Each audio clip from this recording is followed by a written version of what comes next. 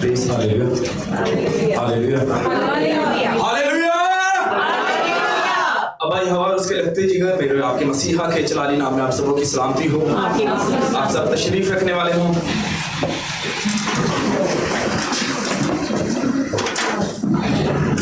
अज़ीज़ों, आज के दिन की मुनासबत से जैसा कि हमने खुदाम के कलाम में खुदाम के कलाम की सिदारत की है, उसके कलाम को पढ़ा है, विर्द किया है, तलावत की है, तो आप जानते होंगे कि आज के दिन के हिसाब से उसी की मुनासबत से आज का सरमन है, आज का कलाम खुदाम के मुंह की बातें उसी की मुनासबत से हैं।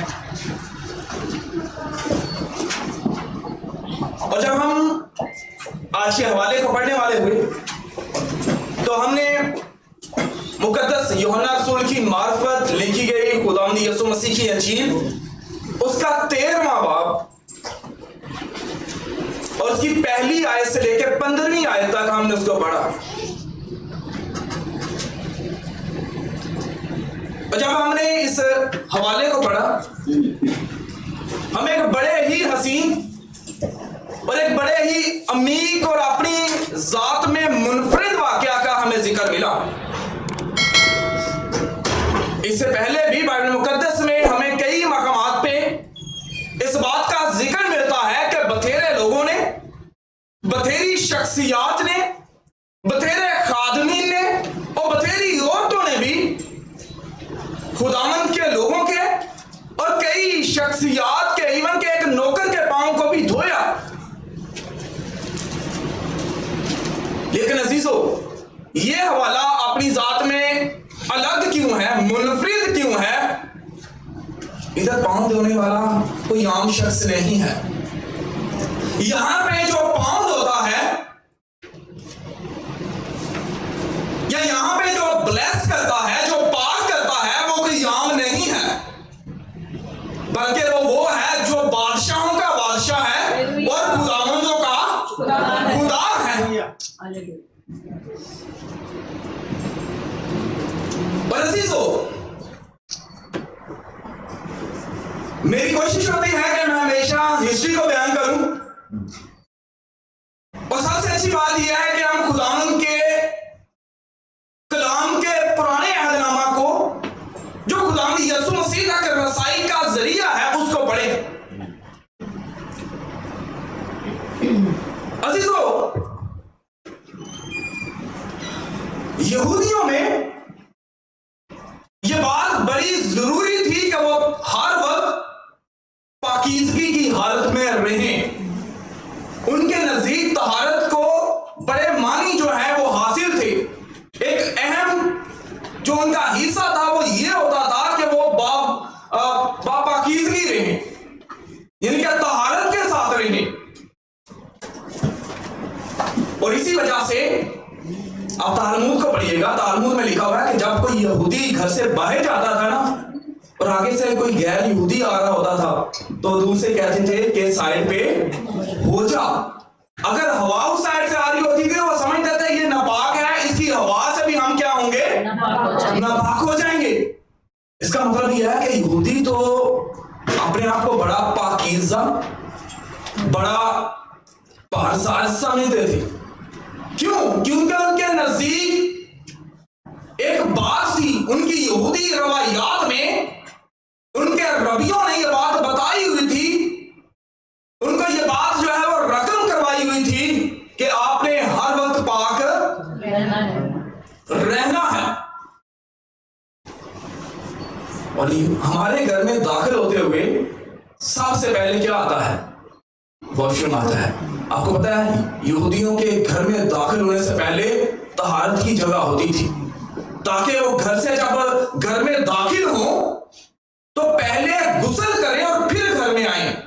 और जिन घरों में ऐसा नहीं होता था, जो गरीब यहूदी होते थे, लिखा हुआ है कि गलियों के अंदर भी तहारत की जगह मौजूद होती थी ताकि पाक साफ हो और फिर घर के अंदर दाखिल हो।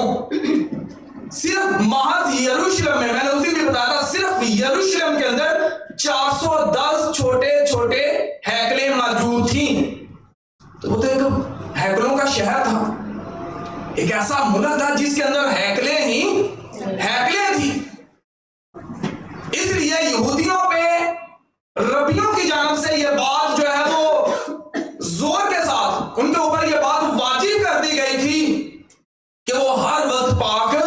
रहें। सबसे पहली दफा हमें बाइबल मुकद्दस में तहारत का या पांव धोने का जो वाकया मिलता है, ऐसा नहीं कि महज इसका जिक्र हमें नए अहदनामा में ही मिला है, बल्कि इसका जिक्र हमें ओल्ड टेस्टामेंट में भी मिलता है। पहली दफा पांव धोने की रस्म का जो जिक्र हुआ है पैदाइश की किताब उसका 18वां बाब और उसकी 4थी आयत में जिक्र मिलता है। और आपको एक बड़ी ही अच्छी बात बताता चलूं, आपने इस हवाला को बड़ी दफा पढ़ा होगा, इस हवाले को निकाल लें। पैदाइश 18वां बाब और उसकी 4थी आयत। अजीजों, यहां पे हमें एक खुशखबरी का जिक्र मिलता है और खुशखबरी मिल रही है मुकद्दस इब्राहिम को और उसकी बीवी सारा को। और खुशखबरी देने वाले कितने लोग हैं? 3 लोग हैं। इस वाक्य को पढ़ें, खुशखबरी देने वाले 3 लोग हैं। और जब आप इसको बकायदा पढ़ेंगे तो इसमें आगे देखिए गुफ्तगू जब होती है तो मुकद्दस इब्राहिम से जो जात हम कलाम हो रही है वो कौन है? तीसरी जात जो हम कलाम हो रही है, लिखा हुआ है 2 फरिश्ते कहां चले गए? सदूम और अमूरा को। तीसरी जात जो है वो कौन था? वो खुदावंद यीशु मसीह था। हालेलुया। और पहली बार ही जहां पे पाकीज़गी का जिक्र आ रहा है, जहां पे पांव धोने का जिक्र आ रहा है, वहां भी यीशु मसीह है। जहां पे आखिरी दफा भी पांव धोने का जिक्र आ रहा है, वहां भी मेरा और आपका खुदा मौजूद है। और इधर कोई छोटी खुशखबरी नहीं है, यहां पे लिखा हुआ है कि मैं तुझे क्या करूंगा? कौमों का बाप बना दूंगा। खुदावंद यीशु मसीह मुफस्सरीन ये बयान करते हैं जो तीसरी जात उसी जगह से चली गई या छोड़ के चली गई, वो खुदावंद यीशु मसीह थे। और आगे लिखा हुआ है, इसी बात को आप आगे पढ़ते जाएं तो आगे लिखा हुआ है कि 2 फरिश्ते जो हैं वो सदूम और अमूरा में मुकद्दस लूत के पास चले गए।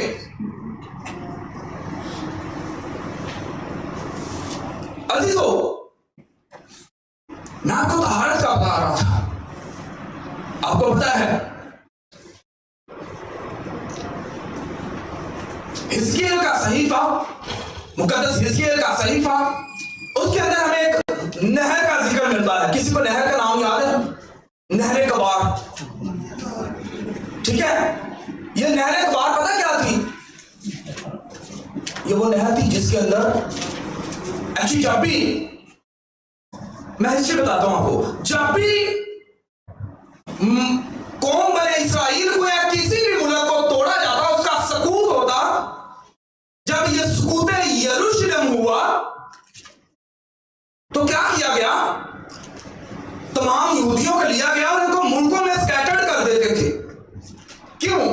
बादशाह इसलिए उनको दूसरे मुल्कों में फैला देते थे ताकि ऐसा ना हो कि वो इकट्ठे हो और वो हम पे हमला कर दें। ऐसा ना हो कि वो इकट्ठे हो और हुकूमत के खिलाफ हो जाएं।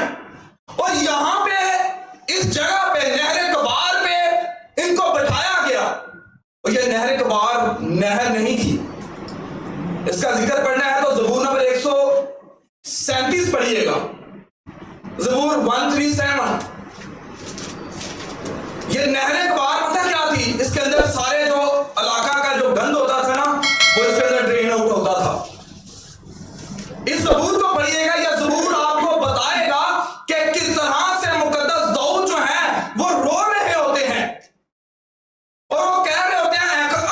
जब आप इस ज़बूर को पढ़ेंगे, ज़बूर में लिखा हुआ है कि वो कहते हैं कि हमें गीत सुनाओ, अपने खुदा की हम्द बयान करो जैसे तुम करते थे यरूशलेम में, जैसे तुम हैकल में खुदावंद की तारीफ करते थे, वो हमें भी अभी सुनाओ। लेकिन वो कहते हैं कि कैसा मुमकिन है कि हम नापाक जगह में बैठ के खुदावंद के नाम को इसको जलाल दें। अजीजों, आज भी सॉरी टू से, आज भी गांव के अंदर यही होता है, जहां पे जोहर होते हैं, या आम लफ्जों में कहा जाए छप्पड़ होते हैं, उसके नजदीक मसीही बैठे होते हैं। यह हिस्ट्री है, यह तारीख है जिसको देख के कॉपी पेस्ट किया जाता है और दूसरे मुल्क में लाके उसको लागू कर दिया जाता है। यह नहर कबार भी वही जगह थी, और आप जब इसको पढ़े मुकद्दस हिजकिय्याह के सहीफा को पहले बाब में ही नहर कबार का जिक्र मिलता है, और इस नहर कबार के पास कहता है कि मैं बैठ के खुदा के कलाम को लिख रहा हूं। एक्चुअली उसकी मजबूरी थी, क्योंकि वो उनको उधर रखा गया था, उनकी खैमा बस्ती उधर बनाई गई थी। लेकिन ज़बूर नंबर 137 में वो बड़े दुख के साथ खुदावंद का बंदा रकम करता है कि हम किस तरह खुदावंद की हमदो सना करें, हम किस तरह खुदावंद को मुबारक कहें, क्योंकि हमें तो आलूदगी के साथ बैठा दिया गया है। अजीजों, इसके बाद ये दोनों फरिश्ते जो 3 थे, इनमें से 2 फरिश्ते जो थे ये मुकद्दस लूत के पास चले जाते हैं, और 18वें बाब की 4थी आयत में लिखा हुआ है कि मुकद्दस इब्राहिम ने क्या किया, इनके पांव को धोया।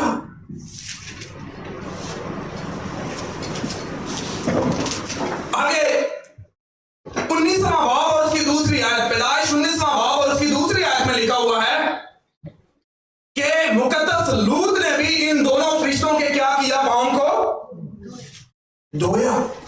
ये दूसरा वाक्य है जहां पे पांव धुलवाने का हमें जिक्र मिलता है, 19वां बाब और उसकी दूसरी आयत है। इसके बाद अजीजों, जब मुकद्दस इब्राहिम मुकद्दस इसहाक के लिए अपने नौकर को भेजता है कि वो उसके लिए उसकी कौम में से, उसके लोगों में से, उसके कबीला में से उसके लिए एक औरत ढूंढे ताकि वो उसकी शादी उसके साथ करे। तो लिखा हुआ है उसका नौकर बहुत सा माल सबाब लेके वो जब जाता है, तो लिखा हुआ है, आप स्टोरी को जानते हैं, ये पूरा एक सरमन है, मैं बयान नहीं करूंगा, लेकिन लिखा हुआ है जब वो मुकद्दसा रिबका को मिलता है तो मुकद्दसा रिबका अपने भाई से जाकर बात करती है कि मैंने ऐसे ऐसे एक बंदा को देखा जो ये कहता है कि मैं तेरे रिश्तेदारों में से हूं। उसका भाई भागा हुआ गया और उसको लेके घर आया। लिखा हुआ है कि उसने उसके जानवरों के आगे चारा डाला और उसके पांव धोए। मैं आपको सिर्फ अहमियत बता रहा हूं कि ये ऐसा नहीं कि खुदावंद यीशु मसीह ने कोई अनोखी बात या कोई अलग से बात कर दी, बल्कि ये खुदावंद ही की तरतीब थी, और शरीयत आइंदा आने वाली अच्छी चीजों की क्या है, अक्स है। खुदा पहले बयान करता है और फिर उसको तकमील करता है। खुदा पहले जाहिर करता है और फिर उसके जाके उसकी तकमील करता है। और इधर भी खुदावंद यीशु मसीह पहली दफा जो है खुदावंद यीशु मसीह के पांव धोए गए, मुकद्दस इब्राहिम ने धोए। पैदाइश 43वां बाब 43 उसकी 24वीं आयत, जब मुकद्दस यूसुफ के भाई जो हैं गल्ला लेने के लिए गए, तो मुकद्दस यूसुफ का जो नौकर था, मुकद्दस यूसुफ दूसरे दर्जे का क्या था, हाकिम था, और जब उसके भाई गल्ला लेके आते हैं, आपको स्टोरी का पता है, उनको रोक लिया जाता है। तो अजीजों, जब उनको रोका जाता है तो लिखा हुआ है कि मुकद्दस यूसुफ के नौकर ने उसके भाइयों के क्या किए, धोए। हम अक्सर हमेशा इन वाकयात को पढ़ते हैं, लेकिन बात पता क्या है, कभी हमने गौर नहीं किया। अक्सर हमेशा लोग यही सोचते हैं, हमसे पूछते हैं कि ये वाकया खुदावंद यीशु मसीह ने क्यों किया था, लेकिन अजीजों इससे पहले भी ये वाकया होता हुआ दिखाई दे रहा है। इसके बाद जो सबसे पवित्र है, देखिए एक चीज की स्टेप बाय स्टेप जो होती है उसकी इंप्रोवाइजेशन होती है, उसकी तकमील होती है, उसकी कामलियत होती है। इसके बाद जब हैकल बनाई गई, खुदा ने जाहिर कर दिया कि ये हुक्म कोई छोटा हुक्म नहीं है, इसको एक खास जो है वो एक खास जो है वो वैल्यू है, इसकी कदर है। खुदा ने मुकद्दस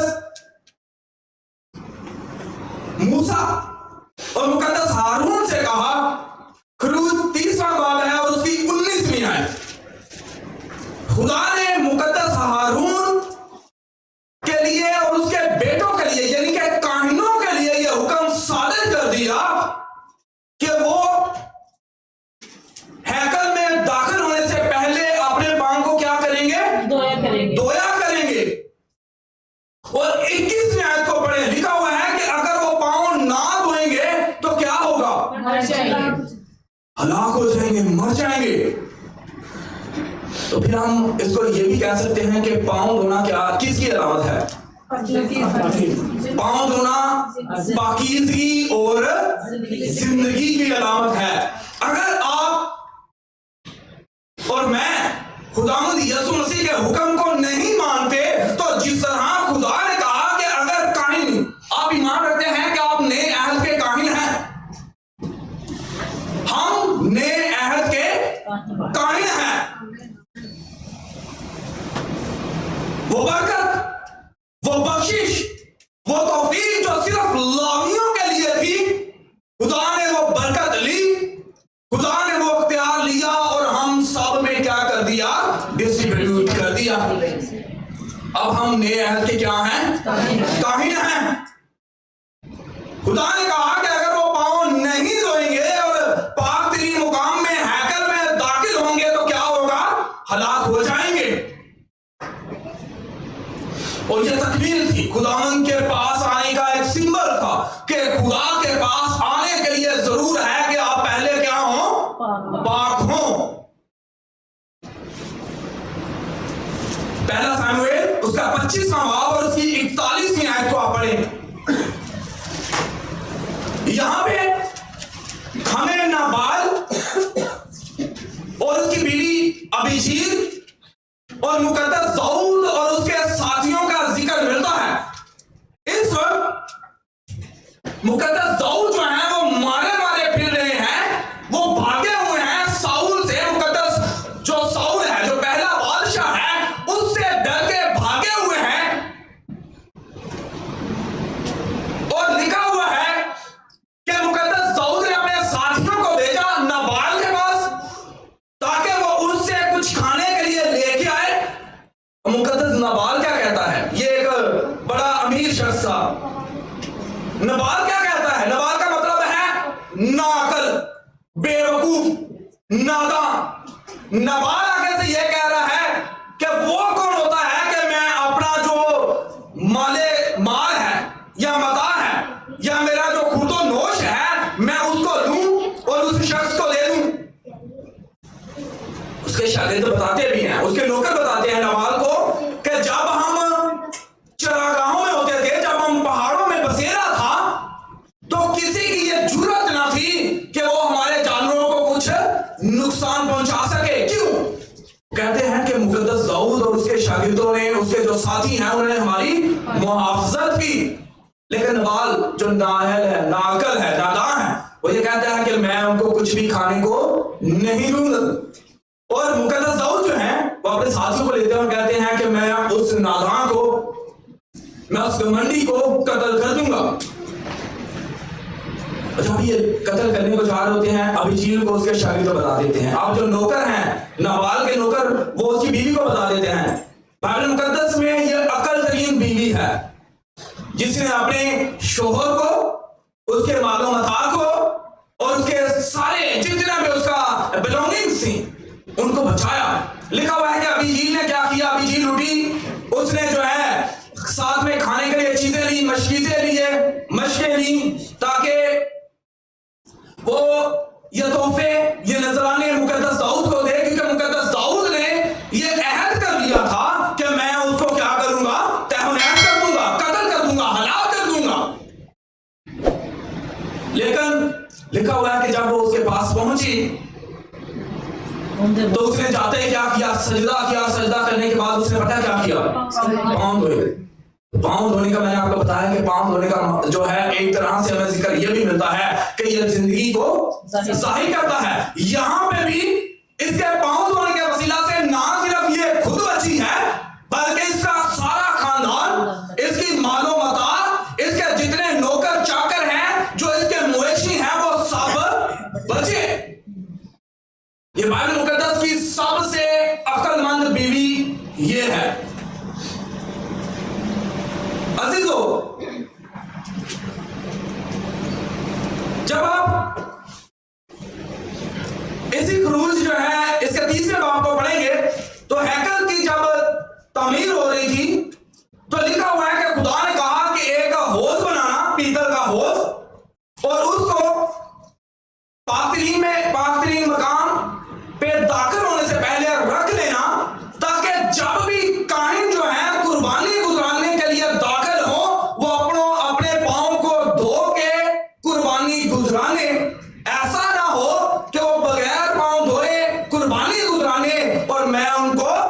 हलाक कर दूं।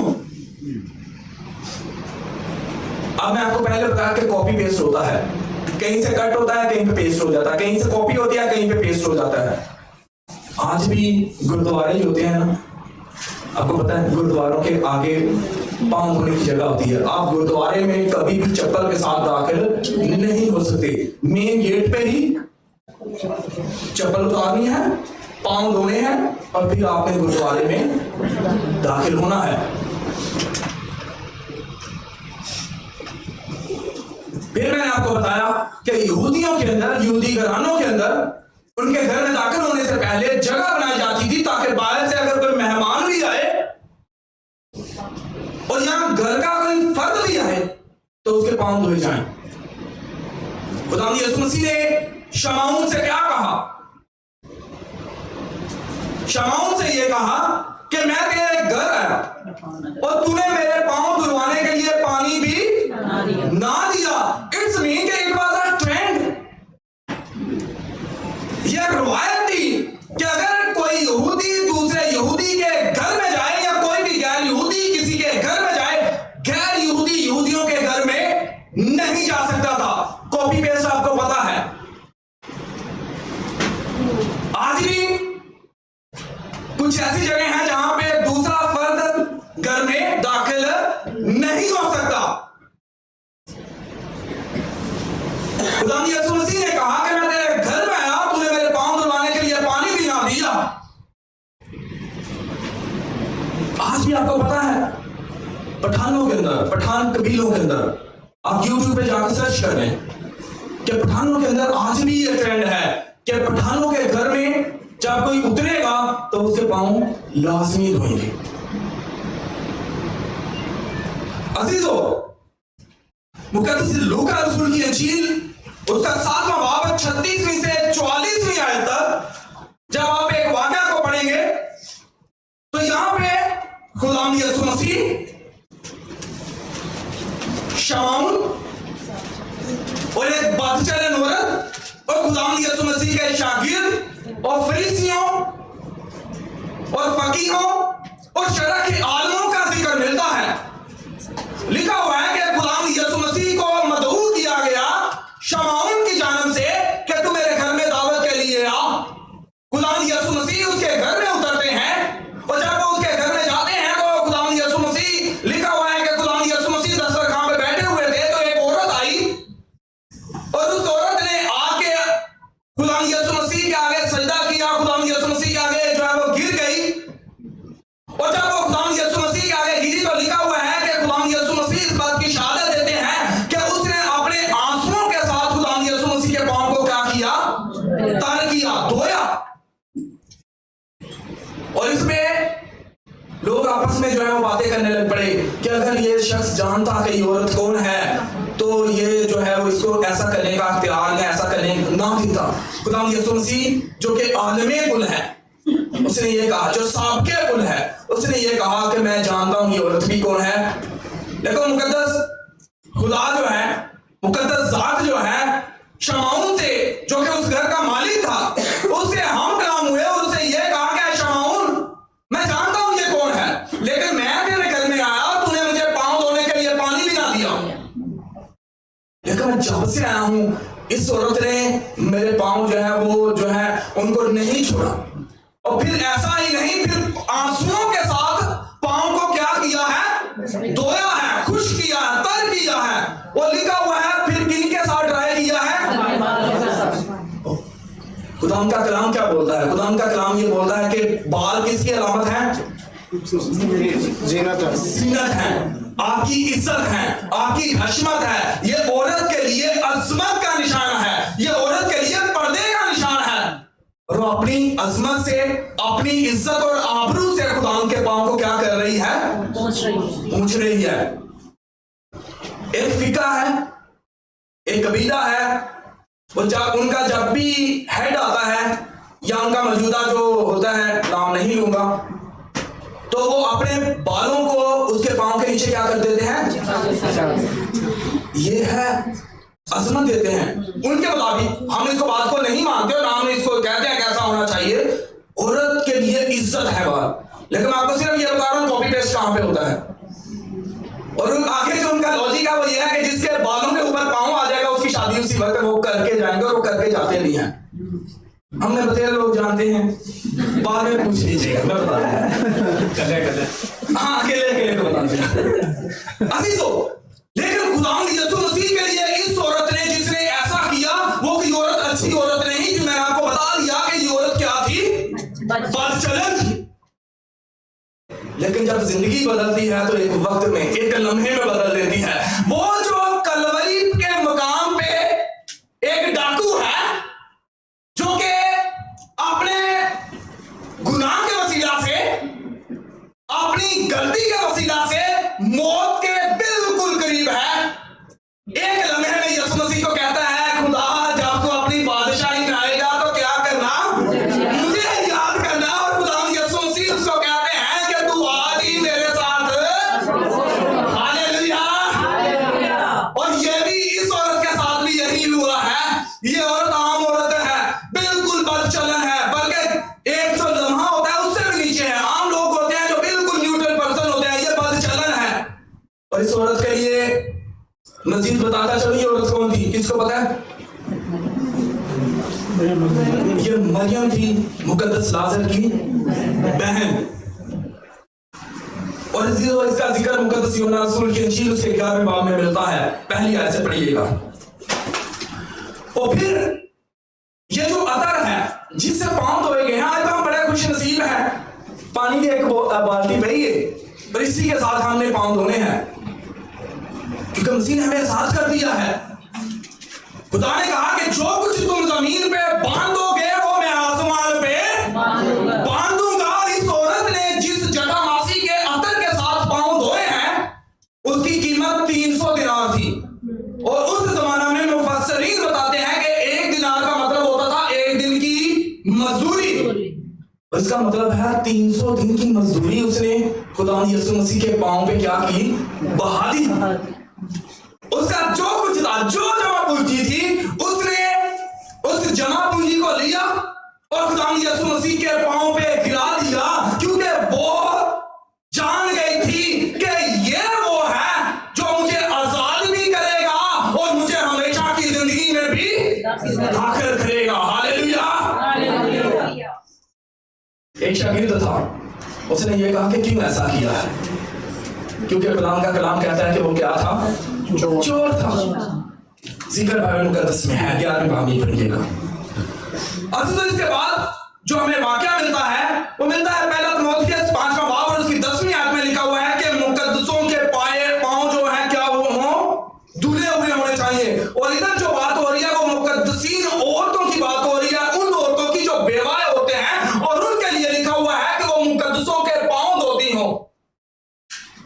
इट्स मीन कि ये कोई आम रस्म नहीं है। आज लोग इसको आम रस्म जानते हैं, और आप यकीन करें कि बतेरे चर्चेस में ये रस्म अदा नहीं की जाती। लेकिन हमने खुदा के कलाम में यह सीखा है कि पांव धोना जो है वो जिंदगी की अलामत है। पांव धोना जो है वो जिंदगी की अलामत है। और अगर आप पांव नहीं धोएंगे तो आप क्या होंगे, हलाक होंगे। अब बात आती है पांव की। खुदा के कलाम में हमें खुदा यीशु मसीह की तमसील मिलती है। खुदा यीशु मसीह ने जो है वो आंख का, हाथ का और पांव का जिक्र किया। अब होता है पांव किस बात की शबीह है? पांव जो है बेस, बुनियाद उसको जाहिर करती है। असि बड़े ना पंजाबी की कहने हैं, साढ़े पांव बड़े मजबूत ने। आपने सुना होगा, ठीक है, कहते हैं पांव बड़े मजबूत है। क्या मतलब है? इट्स मीन के वो बड़ा अच्छा खाता पीता है, उसका बड़ा असर और रसूख है। खुदा भी ये चाहता है। खुदा ने मुकद्दस पत्रस से भी यही बात कही। आप इस हवाले की साइड पे आते हैं, क्योंकि पहले मैंने सिर्फ इसकी बुनियाद इसीलिए बताई है क्योंकि क्या होता है कि हमें यह हवाला पढ़ा दिया जाता है, इसकी तफसीर भी बयान कर दी जाती है, लेकिन हमें पता नहीं कि इसकी अफादियत क्या है, क्यों खुदा यीशु मसीह ने यह किया। अफादियत यह है, खुदा यीशु मसीह ने भी यही कहा कि अगर तेरे पांव धुले नहीं होंगे तो तू क्या होगा। खुदावंद ने मुकद्दस पत्रस से यह बात कही कि अगर तेरे पांव धुले हुए नहीं होंगे तो तू जो है वो मेरे लायक नहीं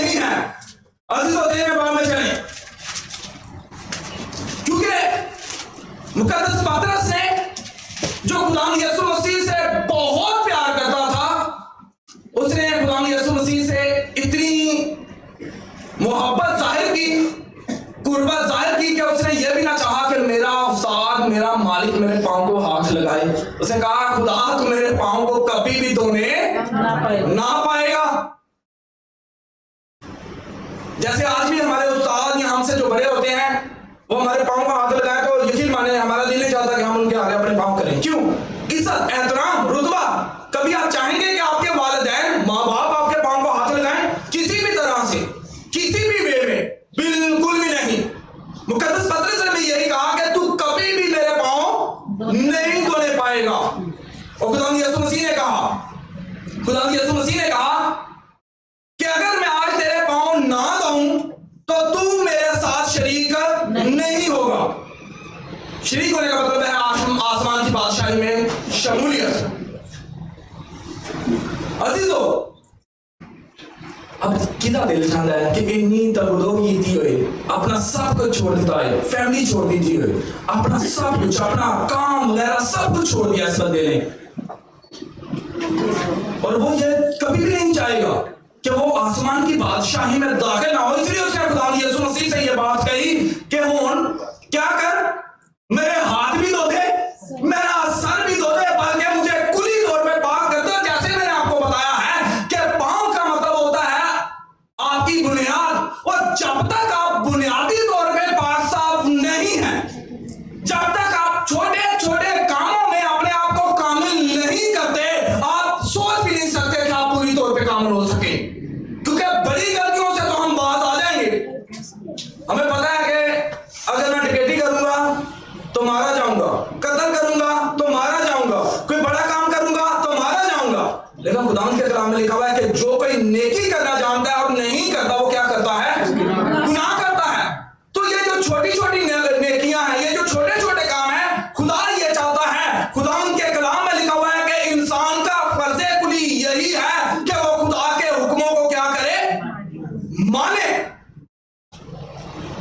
अब मुकद्दस पतरस ये कह रहा है खुदा मुन्नू आम फैम में ये कहा जाए वो ये चाह रहा होगा खुदा मुन्नू नो आई दे।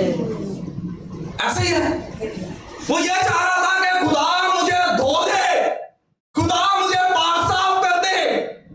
और खुदा यीशु मसीह ने उससे कहा जो नहा चुका उसको किसी भी चीज की धोने की जरूरत नहीं है एक्सेप्ट पांव। हम दिन भाजी के पैर की होंगे, ऐसा ना है कि मैं रह जाऊं, क्योंकि वो जानता था, वो उस तमसील को जानता था कि खुदावंद यीशु मसीह ने वो जो है खुदावंद यीशु मसीह ने कमालियों की तमसील कही थी। वो जानता था कि ऐसा ना हो कि उन कमालियों में हो जाऊं जो रह गई हो। उसने कहा खुदा मेरे पांव धो दे।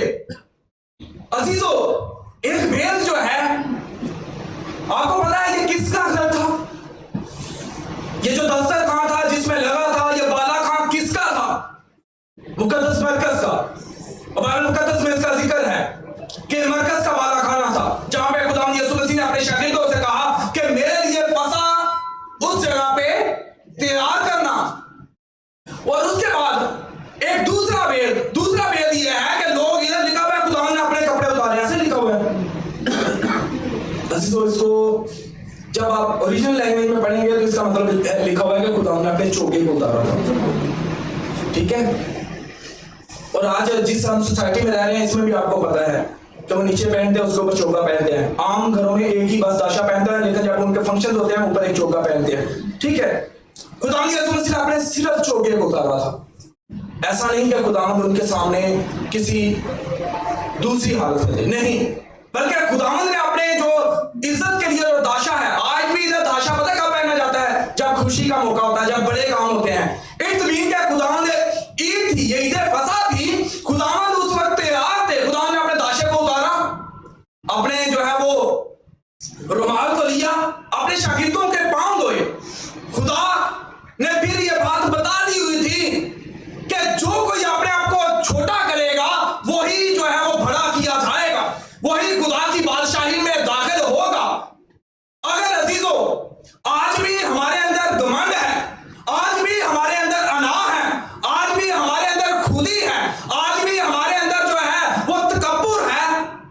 हम खुदा की बादशाही में दाखिल नहीं हो सकते। पांव धोना अलामत है बरगजीदगी की, पांव धोना अलामत है हमेशा की जिंदगी की, पांव धोना अलामत है जो है वो जिंदगी में दाखिल होने की, पांव धोना अलामत है मौत से छुटकारे की, पांव धोना अलामत है हलाक होने से बच जाने की। खुदा यीशु मसीह ने चाहा, उसने इसीलिए अपने शागिर्दों के पांव धोए। लेकिन फिर एक बात जो थी वो रह गई थी। खुदा यीशु मसीह ने ये कहा कि तुम सारे के सारे पाक हो, लेकिन ये कहा कि सारे के सारे नहीं। क्यों? आलम कुल जानता था कि यहूदा इस्करियोती जो है वो कुछ काम करने को है। और अकॉर्डिंग टू हिस्ट्री ये ईद फसह से एक दिन पहले का दिन था। यानी कि अगर हम जुमे को करते हैं, जुमेरात को हम करते हैं, तो ये जुमेरात का दिन था। इसने क्या किया, ये गया और आपको स्टोरी का पता है, इसने खुदा यीशु मसीह की जो है वो कीमत ले ली हुई थी। अजीजों, अगर कोई किसी के पांव धोता है तो इस मीन को अपने आप को आजिज कर लेता है। अगर कोई किसी के आगे अपने आप को खम कर लेता है तो उसके आगे खम नहीं करता, बल्कि आज जो हम रस्म अदा करेंगे, इस रस्म के वसीला से हम खुदावंद यीशु मसीह की जो याद है, यीशु मसीह का जो अपने शागिर्दों के साथ रवैया था, उन लोगों के साथ रवैया था जो कि आम लोग थे, जो है वो फिशरमैन थे, वो आम लोग थे, वो मासूम थे, वो इसी तरह से आम लोग थे, वो कोई इतने बड़े वेल मकान के लोग नहीं थे। लेकिन खुदावंद यीशु मसीह ने अपने आप को उनके आगे जो है एक एग्जाम्पल के तौर पे पेश किया और हमें ये बात ये बता दी कि अगर हम भी ऐसा नहीं करेंगे तो हम खुदावंद की बादशाही में दाखिल नहीं हो सकते। क्योंकि अगर हम अपनी बेस को ही, अगर हम अपनी बुनियाद को ही नहीं धोएंगे, अगर हम अपनी जो है वो अनाज, अपनी खुदी, अपने तकब्बुर या अपने घमंड को ही खत्म नहीं करेंगे, तो हम खुदावंद के कलाम के मुताबिक, खुदावंद के वादों के मुताबिक हम हमेशा की जिंदगी में दाखिल नहीं हो सकते। अजीजों, इसके बाद खुदावंद यीशु मसीह ने लिखा हुआ है कि रोटी ली और शीरा लिया, और इसके बाद खुदावंद यीशु मसीह ने आखिरी फसा खाया और शागिर्दों के साथ इसको शेयर किया। अजीजों, ये एक अलग सरमन है जिसका मैंने ये बताया था कि ये भी जरूरी है। अहदे कदीम में खून पीने की क्या है, ममानियत है, लेकिन खुदावंद यीशु मसीह ने इसको जरूरी कर दिया। और अगर आप खुदा के खून, खुदा के लहू और उसके बदन में शरीक नहीं होते तो आप हमेशा की जिंदगी में फिर भी दाखिल नहीं हो सकते। क्योंकि खुदावंद ने यह कहा कि ये मेरा खून है जो बथेरों के लिए बहाया जाता है। आए खुदावंद के कलाम के मुताबिक अपने आप को नीचा करें, अपने आप को खुदावंद के आगे जो है वो उंडेल दें, खुदावंद से पिछले सारे साल के लिए। देखिए, गलतियां सबसे होती हैं, सबसे गुनाह सरजद होता है, चाहे वो खादम ही क्यों ना हो, लेकिन जरूर ये है, खुदावंद के कलाम में लिखा हुआ है कि अपने गुनाह का इकरार करो, खुदावंद के पास आओ, क्योंकि हमारा एक मददगार, हमारा शफायत करने वाला खुदा के पास है। पिछले सारे साल में जो गलतियां दानिस्ता और गैर दानिस्ता तौर पे हमसे सरजदी आए, उनकी मुआफी का खुदा के हजूर में दुआ करें, इल्तिजा करें, खुदा से उसकी जो है वो मुआफी को मांगे ताकि हम पे रहम किया जाए। और आज जब हम इस पांव धोने की रस्म को करते हैं, अशाए रवानी में ठहरते हैं, तो खुदा पिछले साल की सारी गलतियों को इस ईमान के वसीला से धोए, पाक साफ करे, ताकि हम हमेशा की जिंदगी में दाखिल हो सके। खुदावंद इस रस्म को ना सिर्फ वक्ती तौर पे बल्कि रूहानी तौर पे हमें समझने और यीशु मसीह के पास आने का शर्त बख्शे। खुदा सबको बड़ी बरकत बख्शे।